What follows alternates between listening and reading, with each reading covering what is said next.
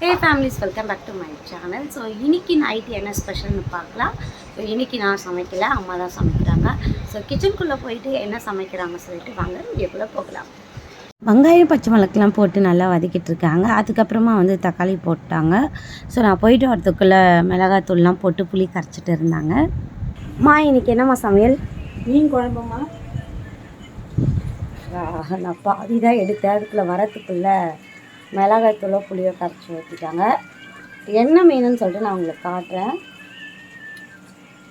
புளி கரைச்சி ஊற்றிட்டு தேவையான அளவு தண்ணி ஊற்றிட்டாங்க. அதுக்கப்புறம் இதில் வேறு எதுவுமே கொஞ்சம் ஆட் பண்ணல. எப்போவுமே நார்மலாக யூஸ்வலாக பண்ணுற மாதிரி மிளகாய்த்தூள், அதுக்கப்புறம் புளி தான். அதுவே நல்லா டேஸ்ட் இருக்கும். சில பேர் தனியாக தேங்காய் அரைச்சி ஊற்றுவாங்க. உங்கள் விருப்பப்படி நீங்கள் எப்படியோ அந்த ஸ்டைலில் செஞ்சுக்கோங்க. இது என்ன மீன் பார்த்தீங்கன்னா கவலை மீன். கவலை மீனும் மத்தியும் சேம் ஒரே மாதிரி தான் இருக்கும். ஆனால் என்ன தான் நம்ம பெரிய பெரிய மீன் வாங்கி செஞ்சாலும் இந்த மாதிரி மத்தி மீன்லாம் டேஸ்ட் வேறு லெவலில் இருக்கும். ஸோ மீன் போட்டதுக்கப்புறம் கொஞ்சம் லைட்டாக கலரி விட்டுது. அதுக்கப்புறம் தட்டு போட்டு மூடிட்டால் நல்லா கொதிச்சதுக்கப்புறம் அது டேஸ்ட் சூப்பராக இருக்கும். மீனில் அந்த மசாலாலாம் இறங்கினதுக்கப்புறம் எப்போவுமே மீன் குழம்பு அன்னைக்கு சாப்பிட்றத விட மறுநாள் சாப்பிட்றது ரொம்ப டேஸ்ட்டாக இருக்கும்.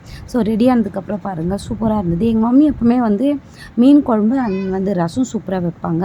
அதனால் அது எப்படி செஞ்சாலும் நல்லா தான் இருக்கும். ஸோ சூப்பராக இருந்தது. சுட சுட சாதத்தில் மீன் குழம்பு சாப்பிடும் போது. ஸோ உங்களுக்கும் மீன் குழம்பு பிடிக்குன்னா கீழே கமெண்ட் பண்ணுங்கள்.